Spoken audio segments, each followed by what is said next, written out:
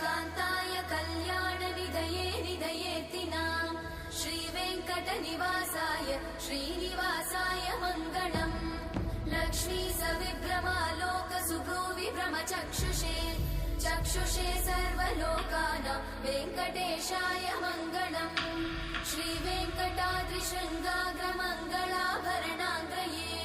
मङ्गलानां निवासाय श्रीनिवासाय मङ्गलम्